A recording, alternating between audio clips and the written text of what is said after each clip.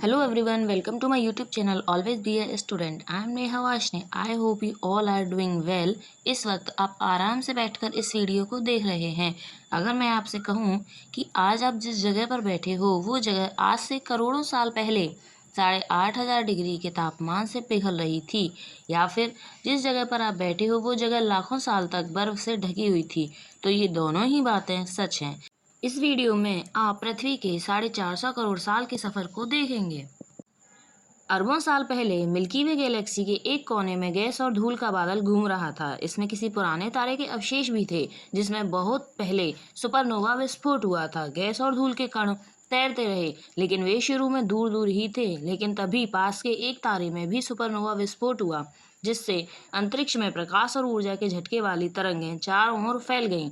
इससे इस बादल में गैस और धूल के कण पास आ गए। जल्दी ही गैस और धूल का बादल एक विशाल गेंद में बदल गया, और गुरुत्व के प्रभाव से यह और बड़ा होता गया।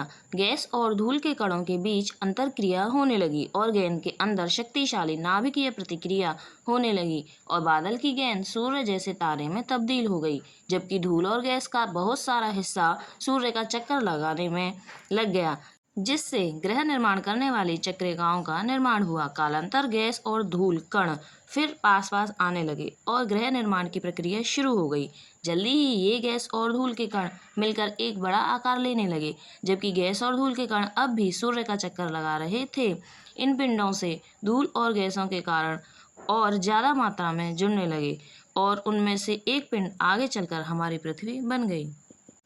वहीं दूसरे हिस्सों से बुध, शुक्र, मंगल, गुरु, शनि, यूरेनस और नेपच्यून ग्रह और उनके चंद्रमा भी बने। सभी शिशु ग्रह घूर्णन कर रहे थे और अपने आसपास का पदार्थ अपनी ओर खींच भी रहे थे और अपना आकार बढ़ा रहे थे। हमारी पृथ्वी से भी कई पत्थर टकरा रहे थे और उनके अंदर गिर रहे थे।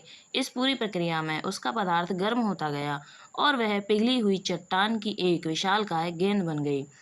इसी बीच एक और बड़ी घटना हुई और पृथ्वी से एक और विशाल पिंड टकरा गया, जिससे पृथ्वी तो और ज़्यादा बड़ी हो गई, लेकिन इससे एक टुकड़ा टूटकर अंतरिक्ष में तैरने लगा, जो बाद में हमारे ग्रह का एकमात्र प्राकृतिक उपग्रह चंद्रमा बन गया। धीरे धीरे पृथ्वी ठंडी होने लगी, लेकिन इसमें बहुत समय लगा। इस बीच कई बर्फ की चट्टानें और गैस पृथ्वी पर आई, और बर्फ के पिघलने से यहाँ समुद्रों और महासागरों का निर्माण होने लगा। पृथ्वी के ठंडा होने की प्रक्रिया लंबे समय तक जारी रही और पृथ्वी की ऊपरी परत ठंडी होकर ठोस हो गई, जबकि गहराई में पिघली चट्टानें गर्म ही रहीं, और इसी तरह पृथ्वी पर वायुमंडल और जीवन के अनुकूल वातावरण बनने लगा। Thanks for watching. Subscribe for more.